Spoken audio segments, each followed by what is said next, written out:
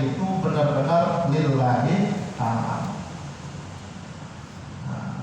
Kan kadang-kadang kita sering juga tuh Pak, kalau datang bawa proposal kita sumbangan, udah tulis aja hamba Allah ya, tulis hamba Allah ya. Ditulis hamba Allah tapi dia kepengen dikenal juga gitu, nah, sama aja gitu. Bapak kalau pengen tulis nama sendiri gak apa-apa, cuman niatnya, sekali lagi niatnya adalah jangan kepengen dilihat baik sama orang, karena nanti amalnya hilang, karena dilihat niatnya itu dia pengen dilihat amalnya oleh orang. Nah, ya. Nah, tapi Pak, sedekah itu hukum asalnya itu sunnah. Tapi kemudian sedekah itu bisa jadi makruh, Pak. Bisa jadi makruh. Bahkan sedekah itu bisa jadi haram, bisa jadi wajib juga. Maksudnya apa? Sedekah Pak itu bisa jadi makruh kalau yang kita sedekahin itu adalah barang-barang yang jelek, barang-barang sisa, barang-barang yang menurut kita itu udah kita nggak pakai, udah kasih orang aja daripada kita nggak pakai. Boleh nggak sedekah? Boleh aja kalau cuma makruh. Nah, sedekah yang baik adalah kita menyedekahkan yang terbaik juga. Sedekah yang terbaik yang kita miliki, baju boleh sedekah baju, tapi kita lihat ini kira-kira udah bolong-bolong, udah nggak usah dikasih orang, udah mau jadi toko kita kasih orang. Kita mau nggak digituin? Nggak apa, orang juga nggak mau. Nah, kira-kira masih layak, masih layak. Yang paling ya bulung-bulung dikit atau apa-apa dan masih nggak kelihatan belum, masih layak masih. Pernah satu ketika Fatimah binti Rasulullah itu dilihat oleh Sayyidina Ali, suaminya, sedang membersihkan koin dibersihkan sama dia, bersihkan sampai bersih. Suaminya nanya, wahai Fatimah, kenapa kau rajin benar koin digosok-gosok dia sampai bersih? Kau kata Fatimah, karena aku ingin bersedekah dan sedekahku adalah ingin yang baik, maka koin ini jelek saya bikin bagus supaya yang saya sedekahin itu senang. Jadi kita usahakan sedekah itu adalah sesuatu yang sekiranya bagus, sesuatu yang kiranya bukan barang yang sisa, yang bekas, apalagi nggak bisa dipakai. Nah, tapi kalau menandai kata kita sedekah, ini bisa jadi nih Pak, bisa jadi bekas menurut orang yang kaya, tapi mewah menurut orang biasa, dan ya nggak apa-apa, yang penting dia senang gitu. Jadi yang dimaksud jelek itu adalah menurut kita nggak baik, menurut orang juga nggak baik. Kalau menurut orang masih baik, ya silakan. Nah, sedekah juga bisa jadi haram Pak. Wah, kok sedekah haram? Gimana maksudnya? Contoh, ini ada orang tukang mabok, minta duit sama kita. Kita tahu itu duit buat dipakai mabok apa judi, kita kasih juga. Daripada berisi yang minta perlu bagi aja, itu haram. Apa kan?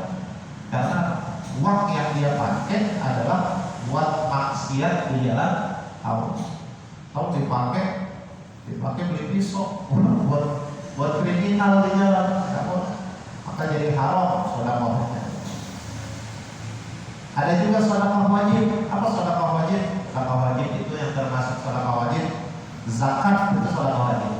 Zakat mal itu sedekah wajib. Khudz min amwalihim shadaqatan tutahhiruhum wa tuzakkihim.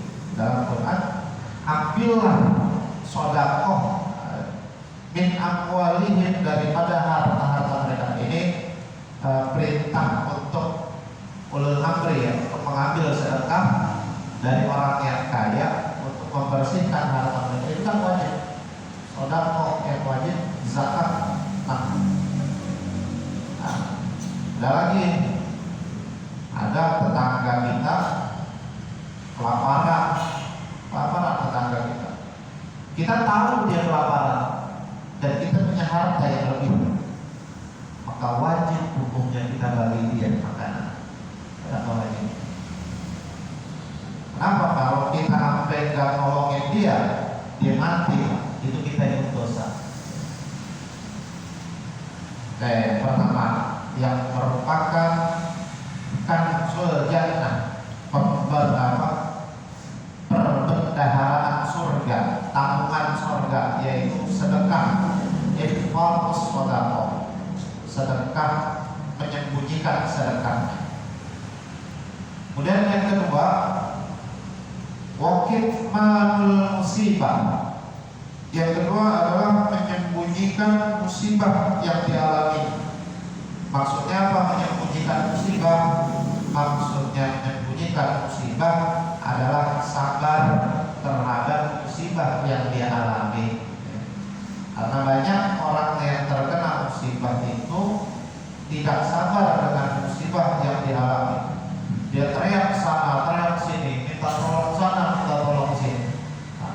Maka minta tolong boleh aja minta tolong. Tapi pertolongan pertama yang mesti dia minta adalah pertolongan dari yang Maha Penolong, yaitu Allah Subhanahu wa Ta'ala. Bersabar atas musibah. Kemudian yang ketiga, yang merupakan kanzul jannah adalah wasilatul rahimi, yaitu menyambung tali persaudaraan, menyambung silaturahmi.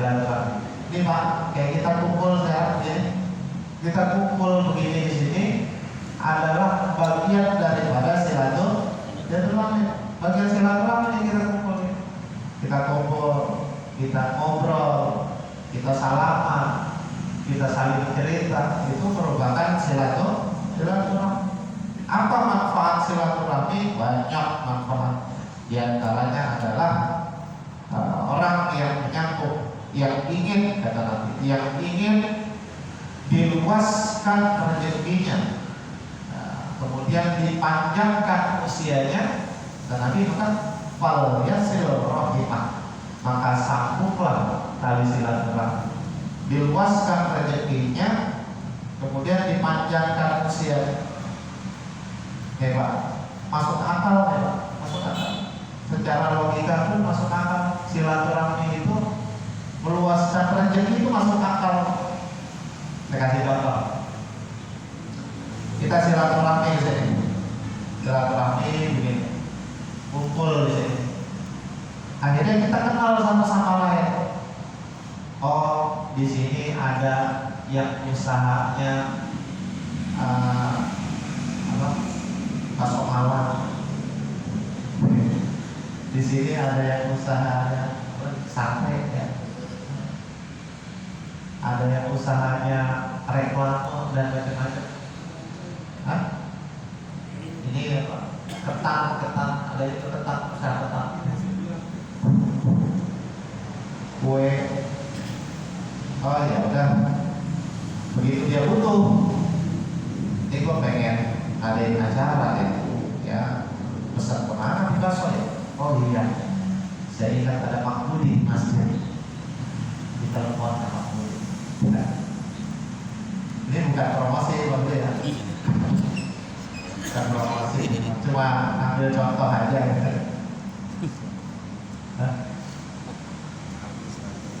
Iya, itu logikanya begitu Pak. Silaturahmi meluaskan rezeki. Akhirnya apa? Jamaah di sini karena saling tahu, jadi gak kemana-mana rezekinya berputar di sini aja. Coba bayangin kalau Pak Budi kagak pernah ngaji di sini, ya maksudnya ke orang lain Mas Budi, karena gak kenal Mas Budi. Tapi karena kenalnya Mas Budi gak jauh-jauh, begitu enak lagi punya bukan promosi lagi. Promosi juga nggak apa-apa. Kemudian silaturahmi juga dapat memanjangkan umur, memanjangkan usia. Oh, ini maksudnya apa nih? Apa hubungannya silaturahmi sama memanjangkan usia? Pak, kita datang silaturahmi ke orang tua kita, orang tua kita di kampung, Pak. Kita datang silaturahmi ke orang tua kita. Senang gak orang tua kita? Kita datang ke saudara kita, apalagi yang saudara jauh nggak pernah kita datang. Kita datangin ke saudara kita. Senang gak saudara kita yang datang? Kira-kira kita kalau didatengin sama anak kita, biar kata dia datang mau minjem duit juga tetap senang. Melihat anak gitu. Nah, itu ada rasa senang yang timbul ketika ada yang silaturahmi ke kita, atau rasa senang yang timbul ketika kita silaturahmi ke orang lain. Rasa senang itu Pak, secara kedokteran, kalau kita dengar dokter bilang penyakit itu katanya yang banyak dari stres, dari itu ya, kata-kata itu. Jadi pikiran, apalagi asam lambung. Saya pernah nganterin saudara, dia udah payah gitu ya. Nah, sakit asam lambungnya udah parah. Begitu datang ke dokter, dokternya udah agak tua. Yang pertama kali dibilang sama dokter, udah jangan dipikirin apa-apa. Jangan mikirin apa, ini banyak pikiran. Moga-moga banyak pikiran semua di sini.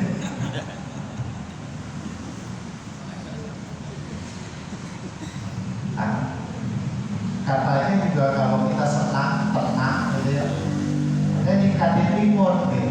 Nah, salah satu ningkatin imun itu datang silaturahmi. Kitanya senang, yang didatangin juga senang. Cuma kita datang jangan nyusahin orang. Ini kan yang orang bikin jaga-jaga didatangin gitu. Kita datang kalau ada maunya doang, gue lagi butuh nih, gue datang. Jangan begitu, datang mah datang aja. Ya mau ada maunya ya boleh datang, tapi nggak ada apa-apa juga datang apa. Saya pernah datang ke rumah saudara, ditanya sih, ada apa ya datang? Ya, ada apa-apaan, saya cuma kayak datang aja, silaturahmi sama lu gitu. Ada apa-apaan? Ya, pikirannya nih orang ya lagi butuh apa, tidak ada. Jangan. Jadi silaturahmi itu tadi dapat meluaskan rezeki, dan yang kedua silaturahmi itu bisa memanjangkan usia. Dan memanjangkan usia itu sering-sering kita datang.